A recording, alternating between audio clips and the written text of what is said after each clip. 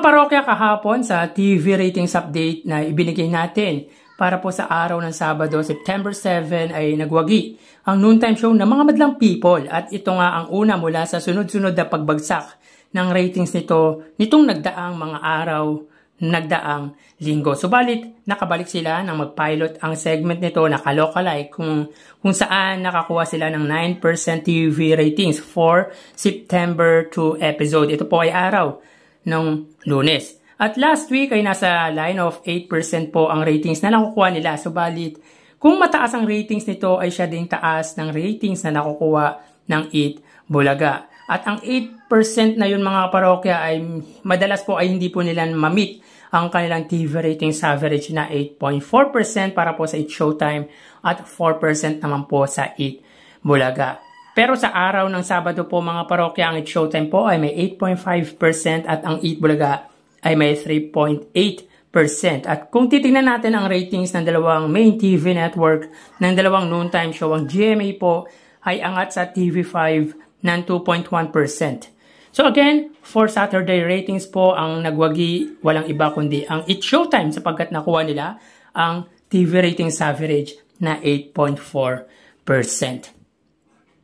Mga parokya, bago natin talakayin ang ratings na lumabas nitong nagdaang Lunes, ay humiling ako sa inyo na pakisubscribe ang aking YouTube channel, pakiclick ang bell icon para una kayong manotify sa mga bagong video na ilalabas ko. At pakidamay nyo na din na i-follow ang aking Facebook page na Mega TV at ang aking TikTok account na Kaparokya TV. Maraming salamat! So yun nga mga parokya, dito makikita po natin para po sa araw ng Lunes, September 9. Dito ang Eat Showtime po ay may 7.5% at ang Eat Bulaga naman po ay may 3.3%. So mga parokya, bad news para po sa Eat Bulaga sapagkat ito na po ang pinakamababang ratings na nakuha nila mula po nang mag-pilot sila sa TV network na pagmamayari ni Manny V. Pangilinan. So dito makikita po natin na hindi po nila na-meet ang kanilang TV ratings average na 8.4 para sa Eat Showtime at 4% naman po sa Eat Bulaga. Mga parokya, from 9% na TV ratings na nakuha ng Eat Showtime ay bumabaw na po sila ng 1.5%. Ang Eat Bulaga naman po, from 4.5% na pinakamataas na ratings ay bumaba na po sila ng 1.2%. So kung titignan po natin ay mas malaki pa rin po ang ibinabang ratings ng Eat Showtime kaysa sa Eat Bulaga. Ang bad news nga lang po dito, ito na po ang pinakamababang TV ratings na nakuha ng Eat Bulaga. So again, wala pong nanalo sapagkat hindi naman po nila na-meet ang kanilang TV ratings average para po sa araw ng Lunes. So mababa po ito mga parokya, kaya wala pong nanalo sa kanilang TV ratings. So dito ang GMA ay may 5.1%, ang GTV ay may 1.3%, ang A2Z ay may 0.8%, ang Kapamilya Channel ay 0.3% at ang All TV ay 0. Ang TV5 naman po sa panig ng Eat Bulaga naman po, ang TV5 ay may 3.1% at ang RPTV ay 0.2%.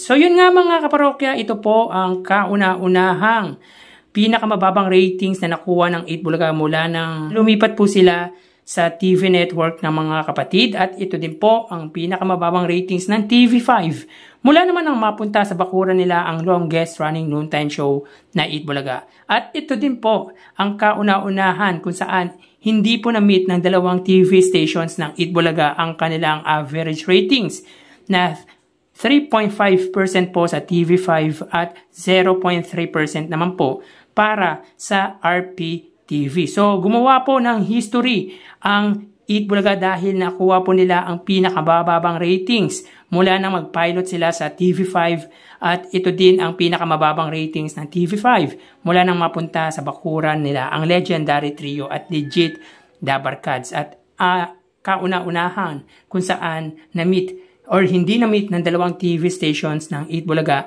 ang ratings average nito. So, inulit ko lang po mga kaparokya. Anyway, history po ito mga parokya para sa Eat Bulaga at TV5.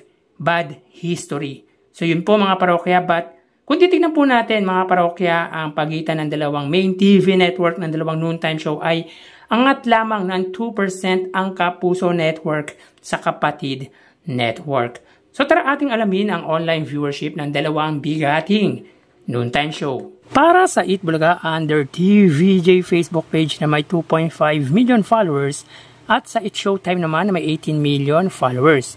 So as of 2:05 PM, ang It Showtime po ay may kasalukuyang segment na Tawag ng Tanghalan. Samantalang ang Eat Bulaga naman po, sila po ay may kasalukuyang segment na Judgmental Ka Ba?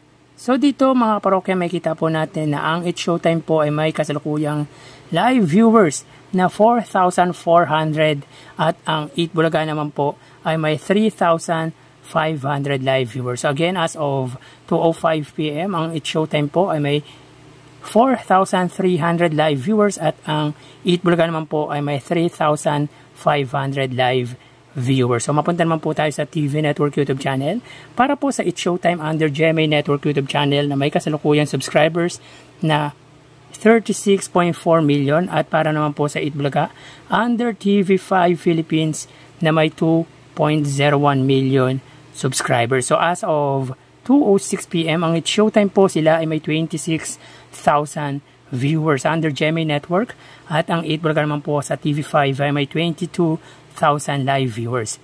So again, as of 2:06 PM, ang It Showtime po sila ay may 26,000 viewers under GMA at ang Eat Bulaga naman po under TV5 ay may 22,000 viewers.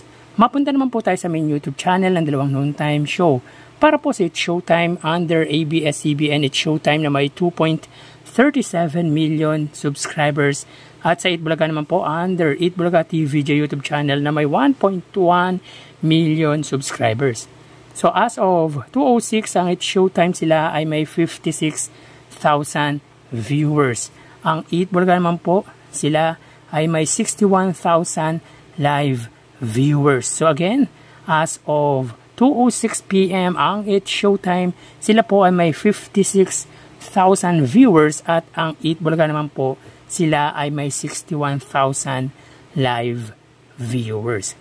So, bali ang total na nakuha ng dalawang noontime show ay, mga kaparokya, bago natin ibigay ang total viewers ng dalawang noontime show, ay humiling ako sa inyo na pakisubscribe ang aking YouTube channel, pakiclick ang bell icon para una kayong ma-notify sa mga bagong video na ilalabas ko. At pakidamay nyo na din na i-follow ang aking Facebook page na Mega TV at ang aking TikTok account na Kaparokya TV.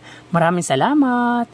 So, bali ang total na nakuha ng It Showtime ay 86,000 viewers. 4,000 sa kanilang Facebook Live, 26,000 sa TV Network YouTube channel, at 56,000 naman po para sa kanilang main YouTube channel. Ang Eat Bulaga naman po, sila po ay may total na 86,000 viewers. 3,000 para sa kanilang Facebook Live, 22,000 sa TV Network YouTube channel, at 61,000 naman po para sa kanilang main YouTube channel. So ulitin ko po mga parokya, ang Eat Showtime po ay may 86,000 viewers at ang Eat Bulaga naman po ay may 86,000 live viewers. Meaning po mga parokya, ito po ang kauna-unahang nagtay ang dalawang noontime show pagdating sa kanilang views online. So again, ito po ang kauna-unahang pagkakataon na nagtay po ang kanilang views online ng dalawang noontime show. So, yan po ang lumalabas sa kanilang online viewership as of 2:09 PM. At magpapaalam na po ako. Mag-ingat po tayo mga kaparokya. Thank you and God bless.